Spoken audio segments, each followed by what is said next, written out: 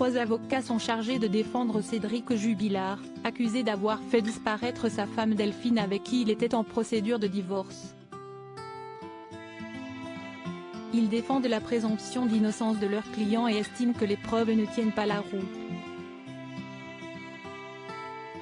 Des propos dénoncés par l'entourage de l'infirmière du Tarn, les accusant de manque d'empathie pour la famille et les proches éplorés.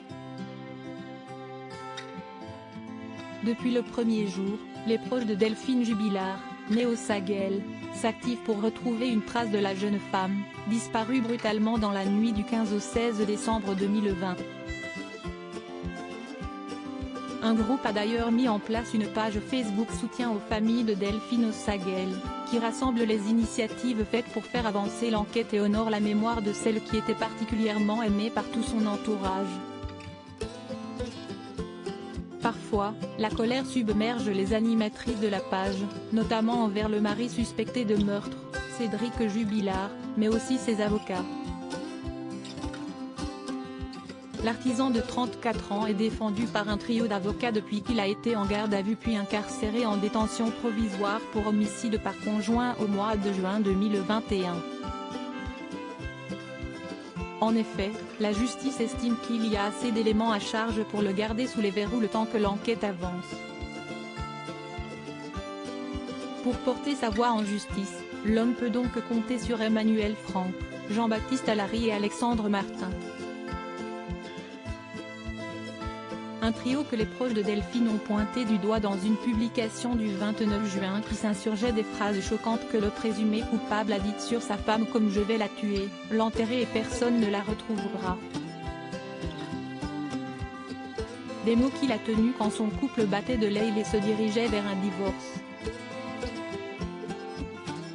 Remis sur la table, ils sont accablants selon la famille et les amis de la maman de Louis et Elia. Mais la goutte d'eau qui fait déborder le vase, ce sont les mots des avocats qui se plaignent du traitement réservé à leurs clients. De qui se moque-t-on ? Insiste M. Allary devant la Dépêche, à l'issue de l'audience.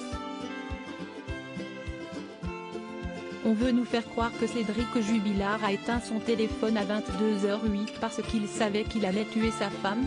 Il n'est même pas poursuivi pour assassinat. L'accusation est une fois de plus incohérente.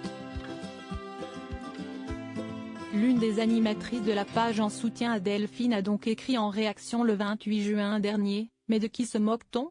Mais de qui se moque-t-on » Maître Allary qui ose nous prononcer cette phrase droit dans les yeux. Toujours un manque de respect et un très grand mépris vis-à-vis des enquêteurs, qui au fil des mois, devient inadmissible. Aucune empathie vis-à-vis de la victime Delphine et encore moins des enfants.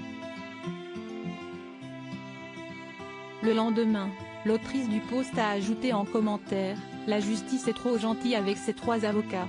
Ils sont moqueurs, irrespectueux. Ils n'ont aucune empathie pour Delphine, et ses bébés d'amour.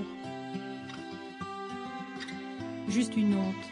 Tout le monde a le droit d'être représenté par un avocat, mais de qui se moque-on ? Vous n'êtes pas dans une pièce de théâtre. Personne n'adhère à vos paroles, remplies de venin. » Cédric Jubilard reste présumé innocent des faits qui lui sont reprochés jusqu'au jugement définitif de cette affaire.